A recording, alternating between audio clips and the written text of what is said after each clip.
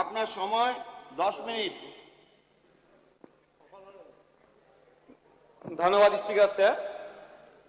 2026-27 অর্থবর্ষের উপরে বাজেটের উপরে আমার আলোচনার সুযোগ দেওয়া।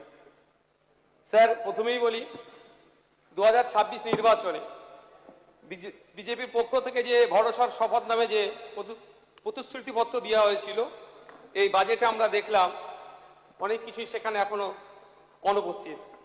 যেমন স্যার বলা হয়েছিল চাকরির ক্ষেত্রে ইশতেহারে লেখা ছিল অতীতে বিলুপ্তি করে যে সমস্ত স্থায়ী সরকারি পদ পুনরায় চালু করা হবে, কিন্তু বাজেটে অস্থায়ী কর্মীদের স্থায়ীকরণের কোনো উচ্চবাচ্য দেখতে পেলাম না।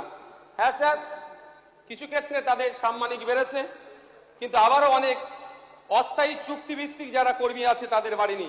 যেমন পঞ্চায়েতের কম্পিউটার অপারেটর, এনএসকিএফ টিচার, উচ্চ মাধ্যমিক চুক্তিভিত্তিক টিচার, কমিউনিটি হেলথ অ্যাসিস্ট্যান্ট, স্যাট, এমএসকে এসএসকে টিচার সহ অনেক সেক্টরে যারা আছে তাদের বাড়েনি। স্যার, 2021 সালে ভারতীয় জনতা পার্টি তাদের প্রতিশ্রুতিপত্রতে তৃতীয় লিঙ্গের জন্য অনেক শব্দ খরচ করেছিল, কিন্তু এই 2026-এ এই অর্থের ঋণের বোঝা নেওয়ার পরেও একটা বড় বাজেট পেশ করেছে, কিন্তু সমাজে যারা তৃতীয় লিঙ্গের মানুষ তাদের জন্য কোনো শব্দ দেখতে পেলাম না। আমি আশা করব পরবর্তী সংযোজনীতে মাননীয় অর্থমন্ত্রী মহাশয় এই সমাজে তৃতীয় লিঙ্গে যারা আছেন তাদের জন্য বিশেষ প্যাকেজ বা কাজের ব্যবস্থা করবেন।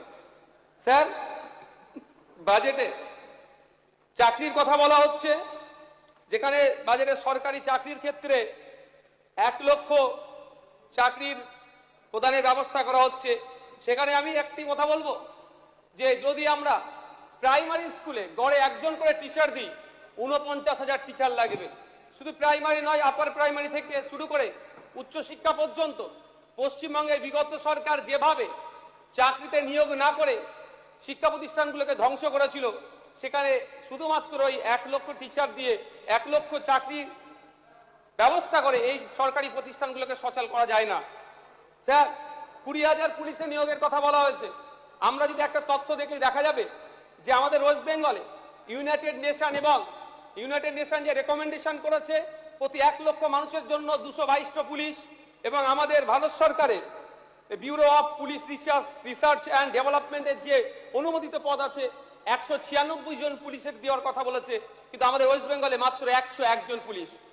তাই 20,000 পুলিশ দিয়ে যে ব্যাপক শূন্য পদ আছে সেটা পূরণ করা যাবে না। প্রায় 2 লক্ষের অধিক অলরেডি শূন্য পদ আছে, সেটাকেও বৃদ্ধি করতে হবে। স্যার, আমি